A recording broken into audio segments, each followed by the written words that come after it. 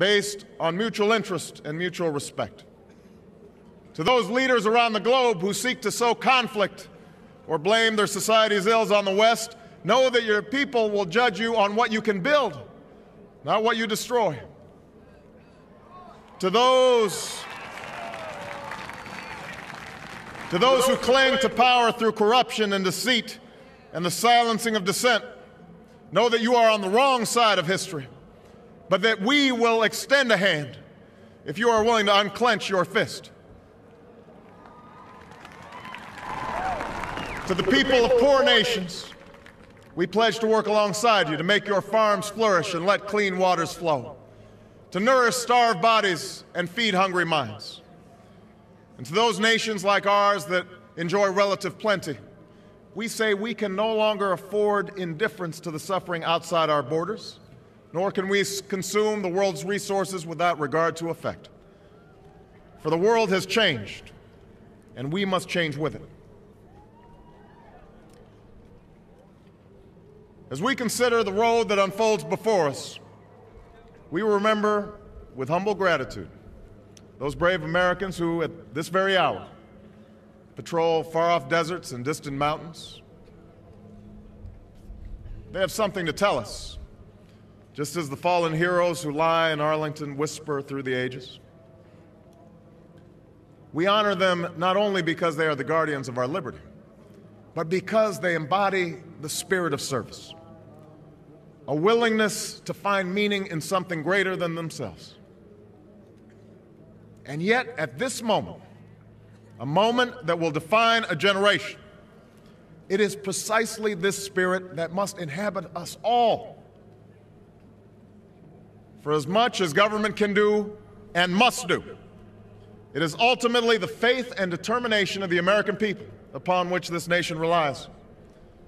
It is the kindness to take in a stranger when the levees break, the selflessness of workers who would rather cut their hours than see a friend lose their job, which sees us through our darkest hours.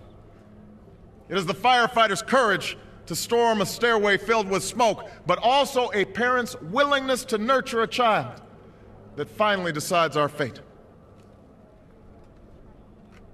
Our challenges may be new. The instruments with which we meet them may be new. But those values upon which our success depends, honesty and hard work, courage and fair play, tolerance and curiosity, loyalty and patriotism, these things are old. These things are true. They have been the quiet force of progress throughout our history. What is demanded then is a return to these truths. What is required of us now is a new era of responsibility, a recognition on the part of every American that we have duties to ourselves, our nation, and the world, duties that we do not grudgingly accept, but rather seize gladly, firm in the knowledge that there is nothing so satisfying to the spirit, so defining of our character, than giving our all to a difficult task. This is the price and the promise of citizenship. This is the source of our confidence, the knowledge that God calls on us to shape an uncertain destiny. This is the meaning of our liberty and our creed, why men and women and children of every race and every faith can join in celebration across this magnificent mall, and why a man whose father less than 60 years ago might not have been served at a local restaurant can now stand before you to take a most sacred oath.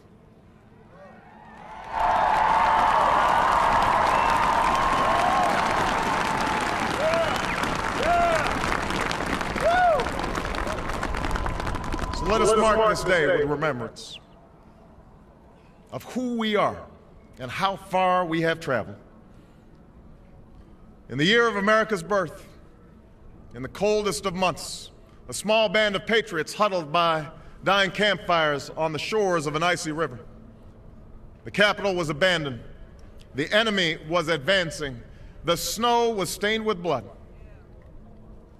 At a moment when the outcome of our revolution was most in doubt, the father of our nation, ordered these words be read to the people.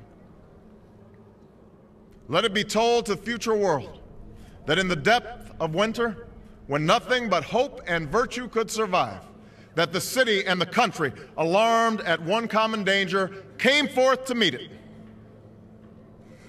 America, in the face of our common dangers, in this winter of our hardship, let us remember these timeless words.